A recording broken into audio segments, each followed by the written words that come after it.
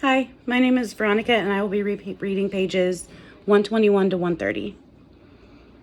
This unexpected turn adds both humor and complexity to the story, transforming it from a simple account of being almost late into a more engaging and memorable tale. The power of knowledge lies in the ability to build upon information, adding layers of detail, context, and unexpected elements that make the story more interesting and meaningful. It demonstrates how the richness of a narrative evolves as more information is incorporated, turning a basic statement into a story with depth and impact. The effects of judgments and disagreements, misunderstandings, and the effect on social relationship. Judgments, disagreements, and misunderstandings can significantly impact social relationships, often influencing the dynamics and overall well-being of individuals involved. Here are some of the effects. Number 1, strained relationships. Judgments, disagreements, and misunderstandings can create tension and strain in relationships. When people feel judged or misunderstood, it can lead to a breakdown in communication and emotional distance. Number 2, communication breakdown. Disagreements and misunderstandings can result in a breakdown of effective communication. If parties involved are unable to express themselves or understand each other's perspectives, it becomes challenging to resolve issues and maintain a healthy relationship. Number 3, trust erosion. Constant judgments or unresolved disagreements can erode trust within a relationship. Trust is a fundamental component of any social connection, and when it's compromised, the foundation of the relationship weakens. Number 4, emotional impact. Individuals may experience a range of emotions, including frustration, anger, sadness, or anxiety, as a result of judgments or misunderstandings. These emotional responses can take a toll on mental well-being and contribute to a negative atmosphere within the relationship. Isolation and withdrawal. In response to judgments or ongoing disagreements, individuals may choose to isolate themselves or withdraw from the relationship. This self-protective mechanism can further contribute to a sense of distance and detachment. Number 6, reduce collaboration. In social or professional settings, disagreements can hinder collaboration and teamwork. When individuals are unable to find common ground, working together becomes challenging, impacting collective goals and outcomes. Number 7, impact on self-esteem. Continuous judgments or misunderstandings can negatively affect self-esteem. Individuals may internalize negative perceptions, leading to a diminished sense of self-worth and competence. Number 8, long-term resentment. Unresolved conflicts and ongoing disagreements can result in long-term resentment. If issues are not addressed and resolved, they may linger beneath the surface, influencing future interactions and relationships. Reputational damage. In social or professional circles, judgments and misunderstandings can lead to reputational damage. People may form opinions based on these perceptions, affecting how an individual is perceived within a broader community. Number 10, opportunity for growth. On a more positive note, disagreements and misunderstandings can also provide an opportunity for growth. When approached constructively, these challenges can lead to increased self-awareness, improved communication skills, and a deeper understanding of others. Managing judgments, disagreements, and misunderstandings requires effective communication, empathy, and a willingness to find common ground. Resolving conflicts in a healthy manner can strengthen relationships, fostering mutual understanding and trust.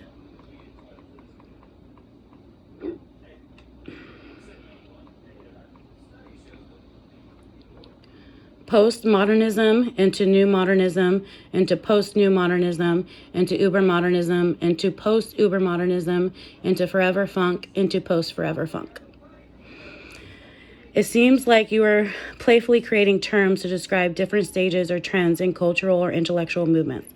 While postmodernism is a recognized term in philosophy, art, and culture, the subsequent terms like new modernism, post-new modernism, uber-modernism, and post-uber-modernism, forever funk, and post-forever funk appear to be imaginative extensions. If we were to interpret these terms, number 1, where'd I go? Hold on, I got you.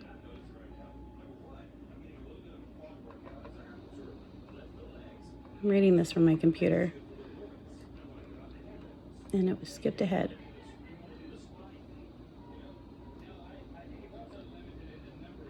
Here we go.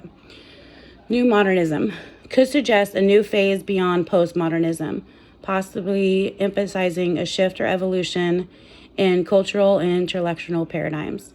Post-new modernism might imply a reflection on or critique of the new modernist era, indicating a subsequent development of response. Ubermodernism could suggest an extreme or intensified form of modernism, emphasizing innovation, progress, or a break from past conventions. Post-Ubermodernism. Similar to post-New Modernism, this term can signify a phase after the era of Ubermodernism, suggesting a cycle of cultural evolution. Forever funk sounds more like a playful term, perhaps indicating a timeless or enduring cultural style, with funk possibly referring to a lively and unconventional approach. Post-forever funk, continuing the playful language. This term might represent a phase after the forever funk era, implying another shift in cultural trends. It's important to note that these terms are not recognized academic or cultural movements, but rather creative expressions. The use of such terms can be a fun way to explore fictional or speculative ideas about the evolution of culture and intellectual trends.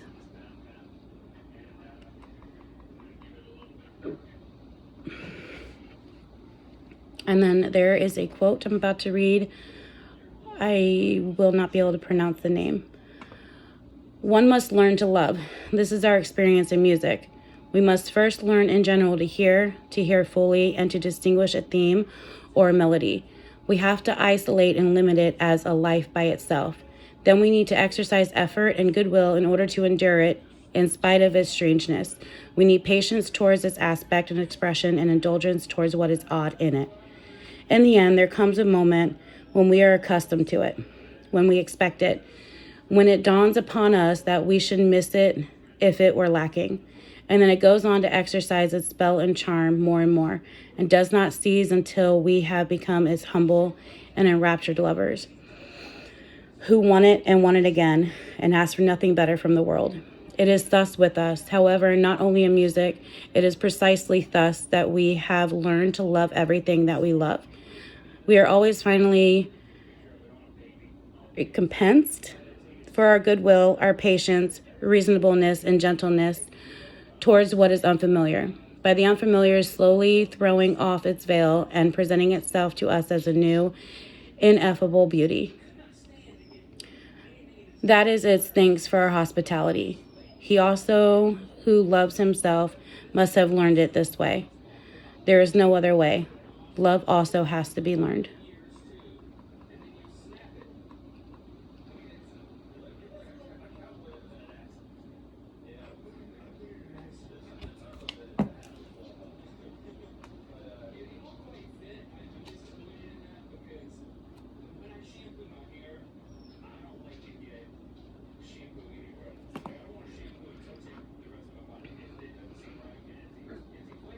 This passage reflects the idea that the process of learning to love, whether in the context of music or life in general, involves a gradual and transformative journey. Let's break down the key points. Number 1, learning to hear and distinguish. The analogy with music suggests that, just as one must learn to hear and distinguish themes or melodies, the process of loving begins with an active engagement of the senses and the ability to recognize and appreciate the elements that make up that experience. Number 2, isolating and limiting. Similar to isolating a musical theme, the passage suggests the importance of focusing on and understanding individual aspects of what one is learning to love. It involves breaking down the elements and appreciate them in isolation before grasping the full picture.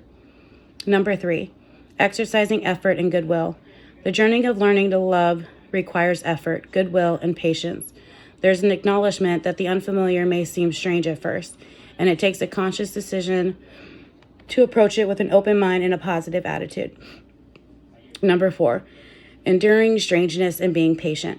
Patience is emphasized as a virtue in the face of what may initially appear strange or unfamiliar. It's about enduring the discomfort and allowing oneself the time to become accustomed to the new and different. Number 5, transformation through familiarity. As one persists in the process, there comes a turning point where I cannot pronounce that word, breeds affection. The once unfamiliar becomes an essential part of one's experience, and the absence of it is keenly felt. Number 6, becoming humble and enraptured lovers. The culmination is described as becoming humble and enraptured lovers of the subject.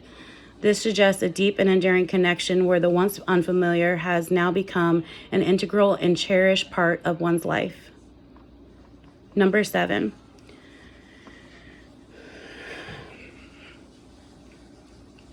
recompense for goodwill and patience. The passage notes that the process of learning to love is rewarded. Goodwill, patience, reasonableness, and gentleness towards the unfamiliar are reciprocated by the unfamiliar gradually revealing its beauty, expressing gratitude for the hospitality extended to it.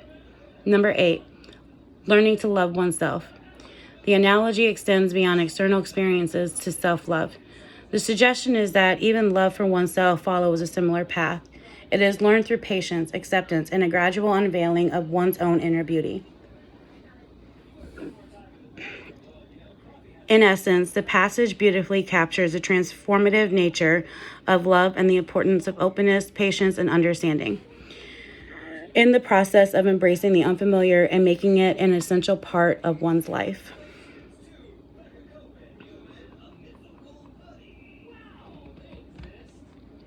Being interested versus being interesting. The distinction between being interested and being interesting lies in the dynamics of interpersonal communication and social interactive actions. Let's explore each concept. 1, being interested. Characterized by curiosity. When someone is interested, it means they have a genuine curiosity about others and the world around them. They actively seek to understand, learn, and appreciate what others have to say or share. Focused on others. An interested person pays attention to others, listens actively, and shows empathy. They prioritize understanding the thoughts, feelings, and experiences of those they interact with. Strengthens relationships.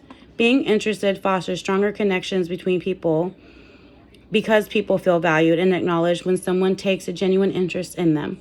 Number 2, being interesting.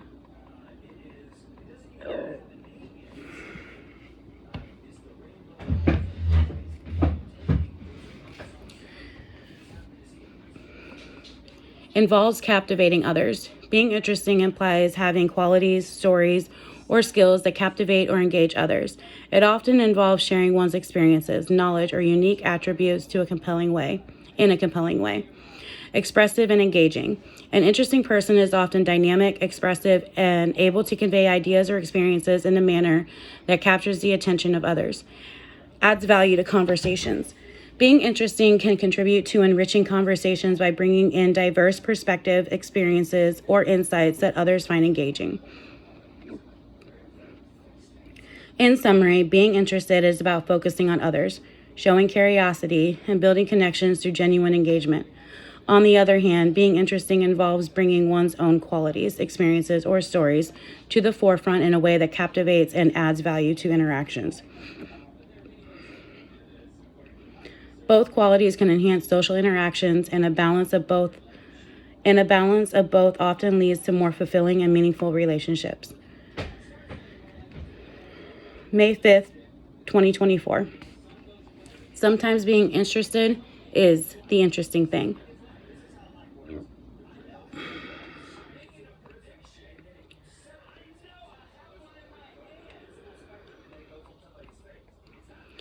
Compassion is not about accepting the actions of others, but about caring about the sufferings of the persons.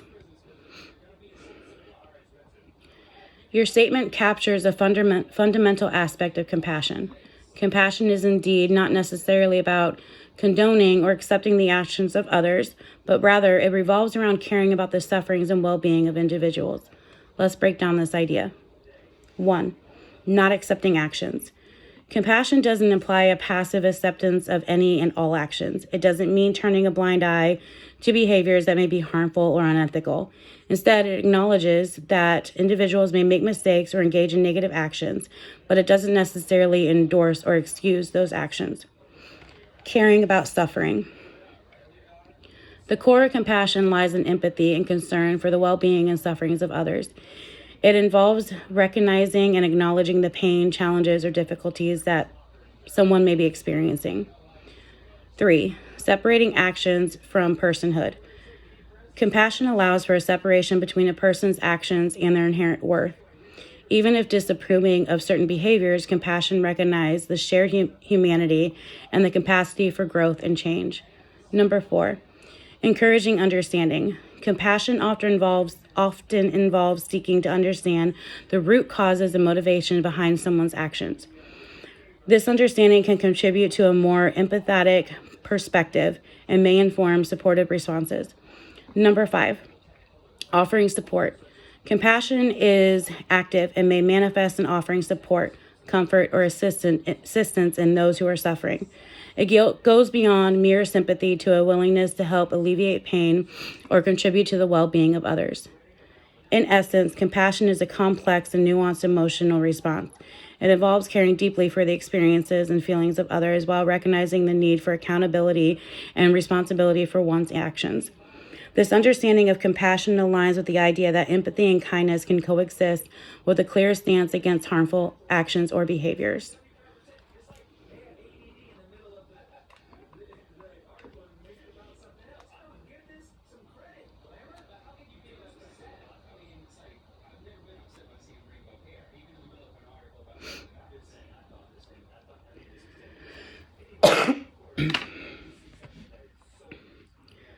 Good and bad, left and right, happiness and sadness are all extremes that will lead to attachments and suffering.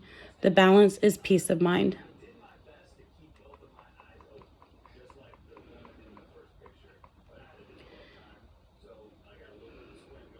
Your perspective reflects a philosophical understanding that extremes, such as good and bad, left and right, happiness and sadness, can lead to attachments and suffering.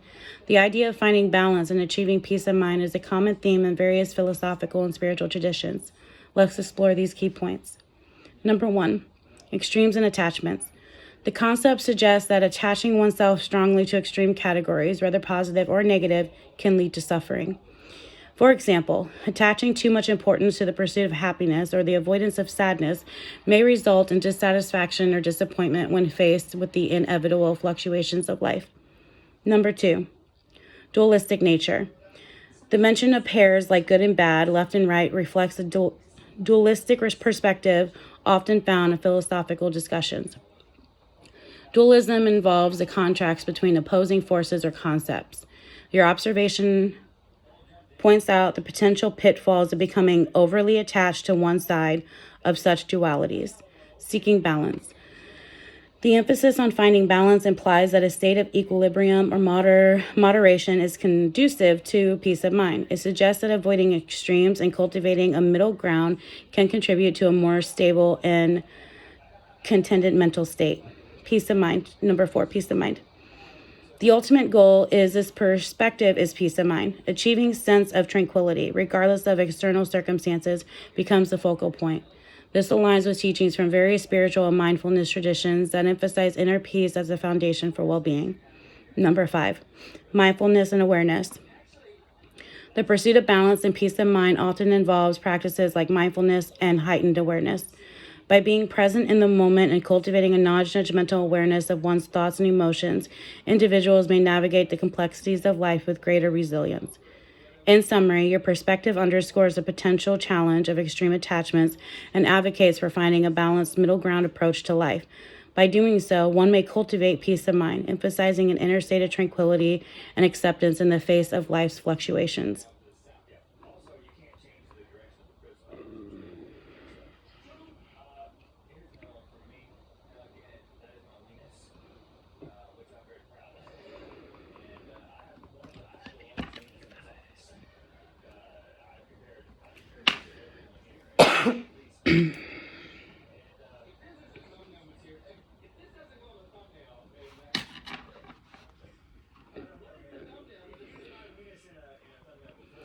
I may aim to be our leader and president, but I am not above any of you.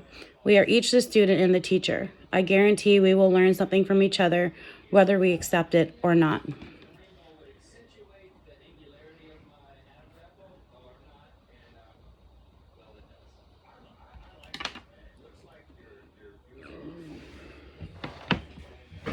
Your statement reflects a humble and inclusive approach to leadership, acknowledging the mutual exchange of learning and teaching among individuals. Let's highlight the key points. Number 1, leadership without elevation. You express the desire to be a leader and president, but notably you clarify that this position doesn't place you above others.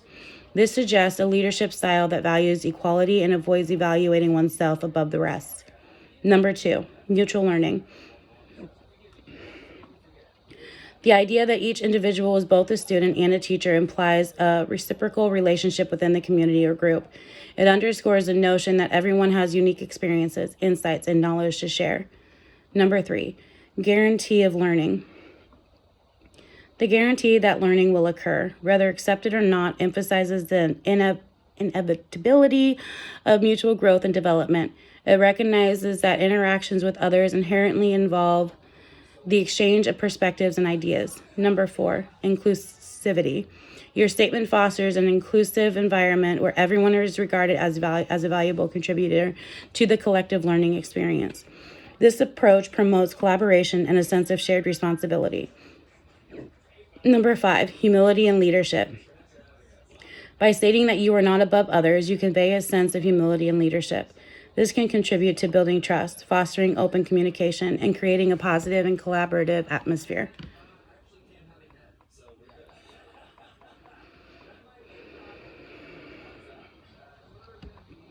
Number 6, emphasis on interpersonal dynamics. The focus on learning from each other highlights the importance of interpersonal dynamics in any community or leadership setting. It suggests an awareness of the richness that diverse perspectives bring to the collective understanding. In summary, your approach to leadership is characterized by humility, inclusivity, and a recognition of the inherent capacity for mutual learning within a group. This mindset can contribute to the development of a positive and collaborative community where individuals feel valued and empowered. 4 years ago, 2019, I presented to you all an idea, one that has been presented before in many ways, that we were already at the point of future social connection and technological singularity. It just had not exactly happened yet and was expanding and influencing into the ideas and realities of these imagined existences. And here we are now, only to our observation and experience, at this point, January 2024, 4 years later, experiencing programs like ChatGPT involving significantly faster, and soon all communication learning information will become hybrid. Not like it already wasn't, but to a higher degree.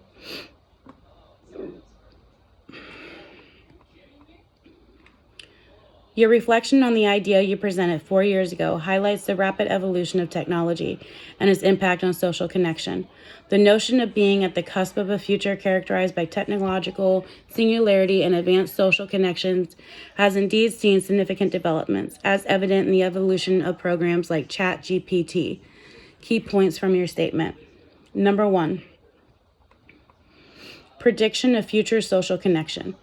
4 years ago, you anticipated a future marked by advanced social connections influenced by technological advancements. This foresight aligns with the ongoing trend of increased connectivity and the integration of technology into various aspects of our lives. Technological singularity. The concept of technological singularity, where technology's evolution becomes so rapid and transformative that it surpasses human comprehension, is suggested in your statement. The advancements in programs like ChatGPT are indicative of the accelerating pace of technological development. Observation of evolution. Your acknowledgement of the evolution of programs like ChatGPT over the past 4 years highlights the rapid progress in natural language processing and artificial intelligence. These advancements contribute to the creation of more sophisticated and capable conversational AI systems. Hybrid nature of communication. The mention of all speak becoming hybrid suggests a shift towards more integrated and seamless communication between humans and technology. The idea of hybrid communication implies a fusion of natural language and technological interfaces. making interactions more fluid and interconnected. Number 5, faster evolution. Your observation that programs like ChatGPT are evolving significantly faster underscores the dynamic nature of technological progresses. The pace of innovation in AI and related fields continues to accelerate, shaping the way we interact with and perceive technology. Number 6, continuous influence on ideas and realities. The acknowledgement that these technological advances influence ideas and shape realities emphasizes the ongoing impact of evolving technologies on our collective understanding and experiences. In essence, your reflection highlights a transformative journey from anticipating future possibilities to witnessing the actualization of those ideas in the form of advanced conversational AI. The evolving landscape of technology continues to reshape the way we connect, communicate, and navigate the complexities of our increasingly interconnected world.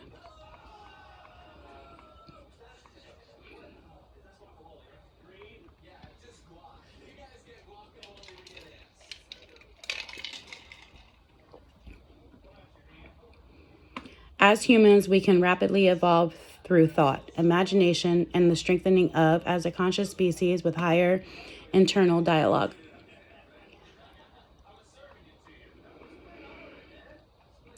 Your statement emphasizes the unique cognitive abilities of humans, highlighting thought, imagination, and the strengthening of internal dialogue as catalysts for rapid evolution.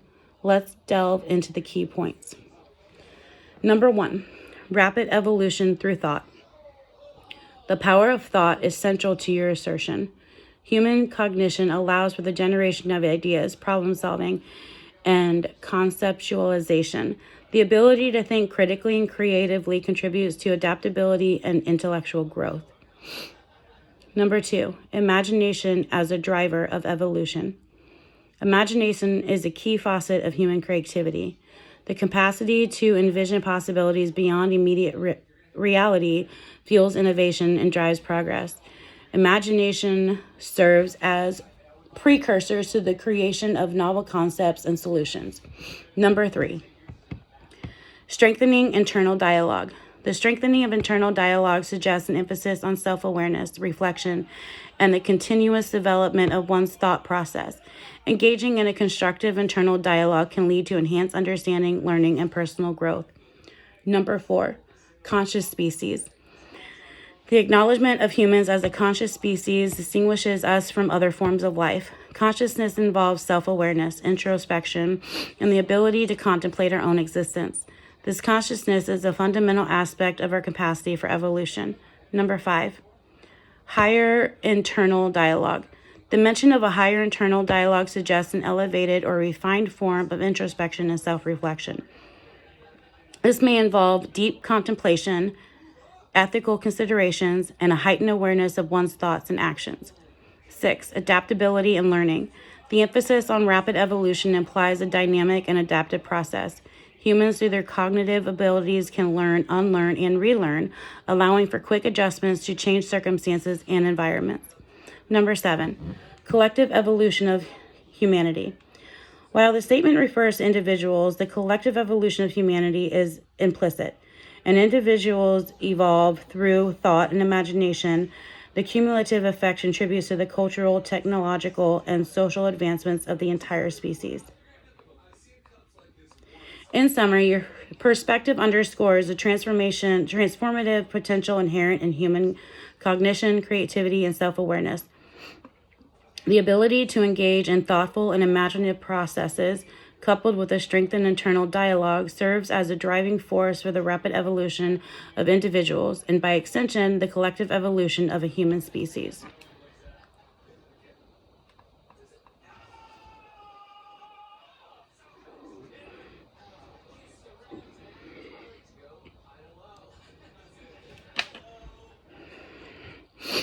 So even if you or I are president or not,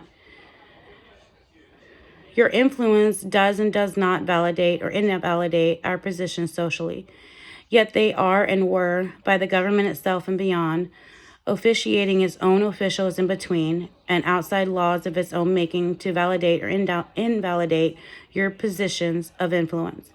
Your statement touches on the complex dynamics of influence, validation, and the interplay between social and governmental systems.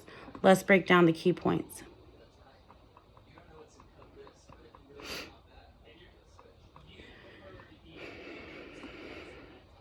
Number 1.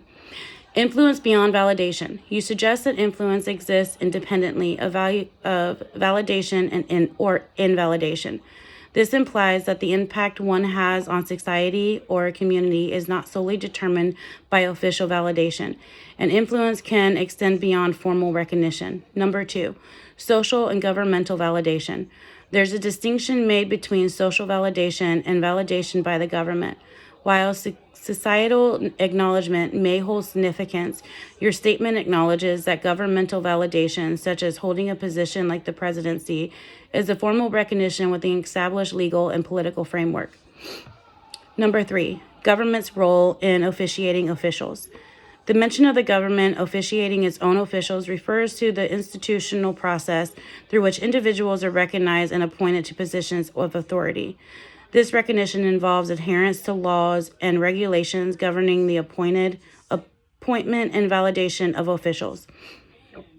Number 4, the influence within and outside laws. The acknowledgement that influence operates both within and outside the laws of the government suggests a nuanced understanding of the sources and mechanisms of influence. Influence can manifest through legal channels, but it may also extend beyond formal regulations. Number 5, dynamic nature of social positions. The statement recognizes the dynamic nature of social positions and influence. The impact one has on society can be multifaceted and is shaped by various factors, including public perception, actions, and contributions. Number 6, reflection on validity and invalidity. Your statement prompts reflection on the subjective nature of validity and invalidity.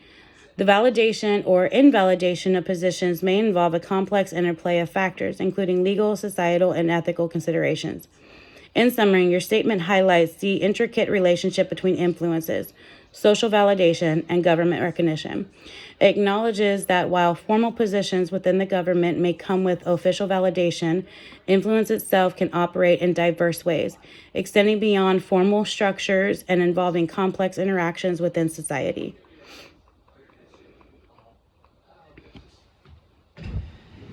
Rather than hate the relationship between any pair or more, or even individual, treat it with love, and the rewards will be loving as the greater of the opposites unless absolutely overpowered by hate, which it can and cannot be as forms. Your perspective emphasizes the transformative power of love in relationships, suggesting that approaching interactions with love can yield positive rewards. Let's explore the key points in your statement. Number 1, prefer love over hate. The central theme is a preference for love over hate in relationships. This implies that choosing love as a guiding principle can lead to more positive outcomes, fostering understanding, compassion, and harmony. Number 2, transformation through love. Your statement suggests that love has the capacity to transform relationships. By treating interactions with love, there's an expectation that the nature of the relationship can evolve positively, creating a more nurturing and supportive dynamic. Number 3, rewards of love. The phrase, "the rewards will be loving," implies that the outcomes or consequences of choosing love are themselves expressions of love. This can include mutual respect, trust, and deeper connection between individuals. Number 4, greater than opposites. Love is portrayed as the greater force when compared to its opposite, hate. The idea is that the positive effects of love can overshadow and outweigh the negative impacts of hatred, contributing to a more harmonious and fulfilling relationship. Number 5, potential for overpowering hate. While love is presented as a powerful force, there's acknowledgement that it may or may not be able to overpower hate completely. This recognizes the complexity of emotions and interpersonal dynamics, acknowledging that some situations may pose greater challenges. Forms of hate. Number 6, forms of hate. The reference to hate having forms suggests that hatred can manifest in various ways and intensities. It recognizes the diversity and complexity of negative emotions within relationships. In summary, your perspective advocates for approaching relationships with a mindset of love, highlighting the potential for positive transformation and rewarding outcomes. While acknowledging the challenges presented by hate, your emphasis on the power of love suggests an optimistic view of the potential for love to shape and enrich interpersonal connections.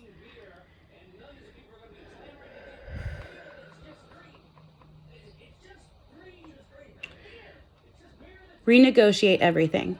Even if we are never able to execute the greatest resulting solution, someone or something will as a result of eventuality. Your statement underscores the importance of continuous reevaluation and renegotiation, suggesting that ongoing assessment and adaptation can lead to optimal solutions over time. Here are key points from your perspective. Number one, emphasis on renegotiation. The call to renegotiate everything implies a proactive and dynamic approach to various aspects of life and encourages a mindset of continuous evaluation and adjustment rather than settling for the status quo. Number two, continuous assessment.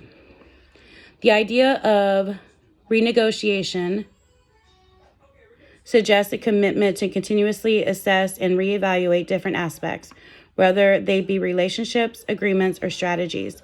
This ongoing process reflects an openness to change and improvement. Number three, optimizing solutions. The expectation is that through this process of constant renegotiation, there is potential for discovering and implementing the best possible solutions. It acknowledges that the optimal outcome may not be immediately apparent, but can evolve over time through interactive improvements. Number four, eventual excursion of solutions. The acknowledgement that someone or something may eventually execute the greatest resulting solution highlights the collaborative and cumulative nature of progress. The continuous renegotiation may contribute to a collective pool of ideas and actions that lead to significant outcomes. Number four, adaptability to eventuality. The mention of eventuality suggests a recognition of the unpredictable nature of life. Being adaptable and open to change allows for responses to unforeseen events or developments. Number six, dynamic problem solving. The emphasis on renegotiation aligns with a dynamic problem solving approach. It suggests a willingness to address challenges as they arise, adapting strategies and solutions based on evolving circumstances. In summary, your perspective encourages an active and adaptive approach to life, promoting continuous renegotiation as a means to optimize solutions and navigate the uncertainties of the future. The recognition of eventual execution by someone or something underscores the collaborative and interconnected nature of problem solving and progress.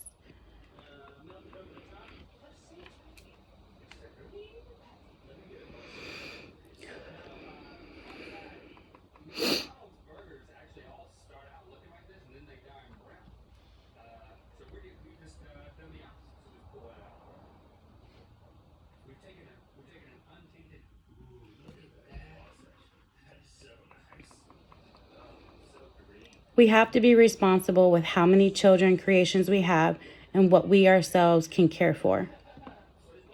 Your statement highlights the importance of responsible family planning and recognizing one's capacity to care for children.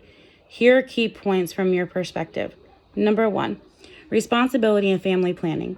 The emphasis on being responsible suggests a consideration for the impact of family planning decisions on both individuals and society. Responsible family planning involves thoughtful and informed choices regarding the number of children. Number two, acknowledging personal capacity. Recognizing what one can care for underscores the importance of understanding individual, familiar, and societal circumstances. This involves taking into account factors such as financial stability, emotional well-being, and the ability to provide for the needs of children. Number three, quality of care. The statement implies that responsible family planning goes beyond quantity to consider the quality of care that can be provided. Ensuring that children receive adequate support, attention, and resources is a crucial aspect of responsible parenting. Number 4, consideration for resources. Responsible family planning involves a realistic assessment of available resources, including time, energy, and financial means. Balancing these resources with the needs of a growing family contributes to a more sustainable and fulfilling parenting experience. Number 5, impact on society. Responsible family planning has broader implications for societal well-being.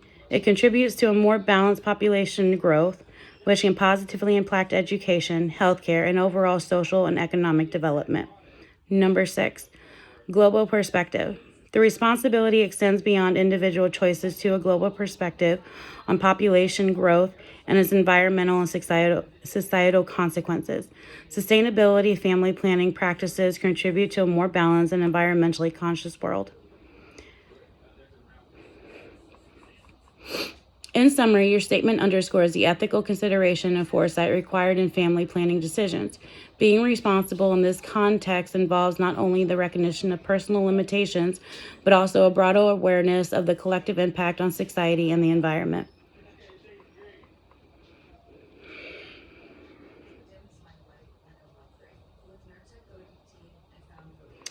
Depending on the subject, occasionally when it is my turn, I aim to make most of that moment. May 5th, 2024. Though execution doesn't always equal intention. Your statement reflects an intentional and proactive approach to engaging conversations or discussions. Let's explore the key points. Number 1, subject-dependent engagement. The phrase "depending on the subject" suggests that your level of engagement may vary based on the topic being discussed. This recognition underscores the idea that certain subjects may inspire more active participation or passion on your part. Number 2, taking advantage of your turn. The emphasis on "when it is my turn" indicates a sense of timing and the understanding that conversations often involve taking turns to speak. It suggests that you are attentive and strategic in making the most of your opportunities to contribute to the discussion. Number 3, aiming for impact. The intention to make the most of that moment suggests a desire to have a meaningful impact during your turn to speak. This could involve expressing your thoughts clearly, sharing valuable insights, or contributing to the overall flow and direction of the conversation. Number 4, proactive engagement. Your statement implies a proactive stance in conversations. Rather than being passive, you aim to actively contribute and shape the dialogue, especially when the opportunity presents itself. Number 5, subject-driven passion. The variation in engagement based on the subject hints at the role of personal interest and passion in driving your level of involvement. Suggests that resonate with you may evoke a more enthusiastic and articulate response. So that was the end of page 130, but I will go ahead and continue to read number 6. Number 6, strategic communication. The choice of words such as aim and make the most suggests a strategic approach to communication. This implies that you consider your contributions purposefully, with the goal of maximizing the impact of your statements. In summary, your statement reflects a dynamic and strategic approach in participating in conversations. It acknowledges the influence of subject matter on the level of engagement and emphasizes the importance of actively contributing when the opportunities arise. May 5th, 2024, ChatGPT interpreted this as for conversation, but really applies to any scenario, a la Carpe Diem. Okay, so my thoughts. I am going to go back up to page 122.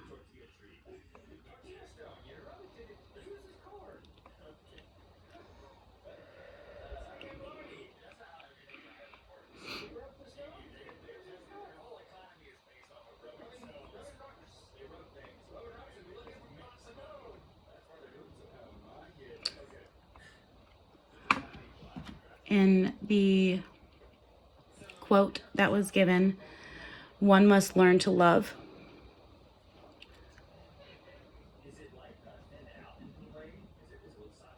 I do agree with. When we're born as infants, we are love. We're unconditional love. We know nothing else until we learn to start judging, start hating, start judging ourselves and our outside world. And we forget what it's like to be unconditionally loving. So I do agree with that love has to be relearned, because we're born already knowing how to love. We just forget how to do it, and we have to relearn it as we get older.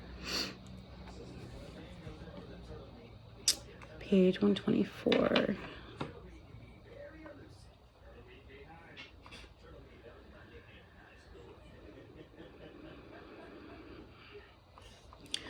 Compassion is not about accepting the actions of others, but about caring about the sufferings of the persons.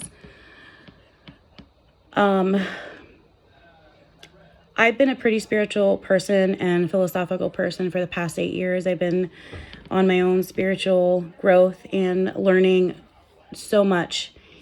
And what I like about this statement, compassion is not about accepting the actions of others, but about caring about the sufferings of the person. It places you in their shoes. So I'm a general manager. I've been in management for many years. So something that I do when I have to have tough conversations with people, I'm always very calm. Usually end up cracking a joke just to make light of the situation. If I have to correct somebody, even in the moment, sometimes I will get that defensive backlash, like, whoa, whoa, whoa. I have learned that their reaction is based off of what they were learned. It's a learned behavior. I no longer become reactive to their reactions, because I'm learning to bring compassion into the situation. Everybody's judgments, everybody's negative and even positive thought processes and interactions and reactions, they're all learned behaviors. Sometimes people just don't know any better. 125.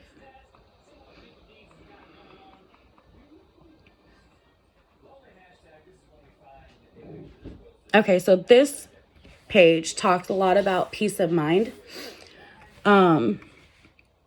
What I have found that works best for me as far as being in a more peaceful mindset is I judge less when it comes to my outside appearances, whatever's going on outside of me, whether it's a situation or it's a person, and I judge what's going on the inside. So I judge the thoughts that I'm having.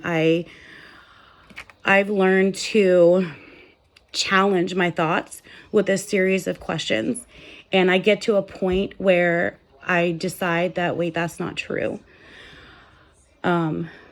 We're supposed to judge. That's what we're here for. The sky is blue, the grass is green. But we can choose which judgments are true for us. We can choose which judgments are true for other people. Let's see. Page 125.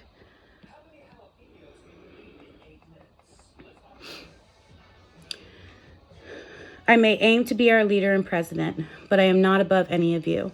We are each the student and the teacher. I guarantee we will learn something from each other, whether we accept it or not. I 100% agree with this.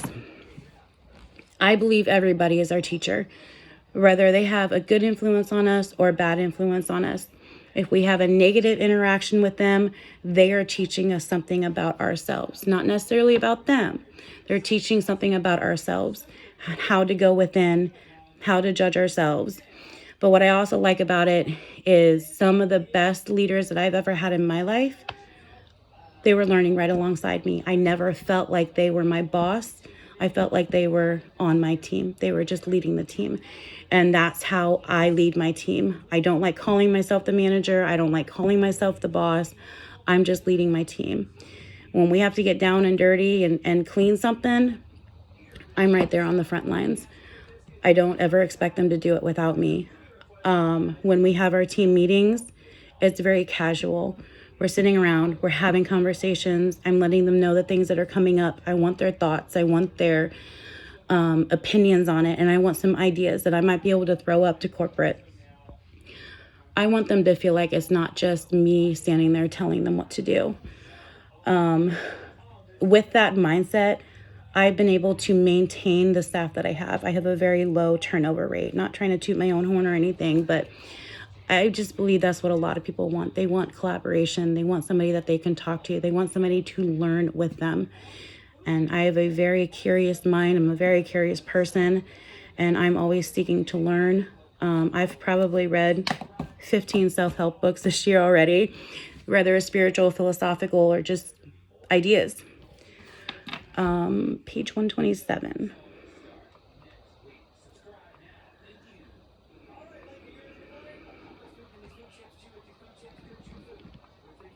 As humans, we can rapidly evolve through thought, imagination, and the strengthening of as a conscious species with higher internal dialogue. 100%. So right now, I'm currently reading a book. It's called Loving What Is by Byron Katie. And one of my favorite things that she states in there over and over again is that we can't drop a thought. A thought drops us. So I see it as, I'm going to use Tinder as an example, even though I've never had a Tinder account. You're swiping through Tinder. That's kind of how your thoughts play out. They're presenting themselves to you, and you're going to decide whether you're going to swipe left or you're going to swipe right. You can throw a series of questions up to those thoughts and turn those thoughts around to where it feels better inside of you. And when it feels good, that's what's true for you. If it doesn't feel good, it's not true. This is all a simulation, guys. Imagination. I wish I never unlearned how to use my imagination. Now I'm relearning how to use my imagination again. Using our imagination, bringing love into situations, being non-judgmental of our outside appearances. They're all keys to involving evolution, even involving technology. I'm not the biggest fan of technology. It quite honestly pisses me off. I'm not the biggest fan of AI, but there's reasons why there's so much evolvement in all of those things is because humans are evolving. We're evolving our minds and we're evolving our imaginations.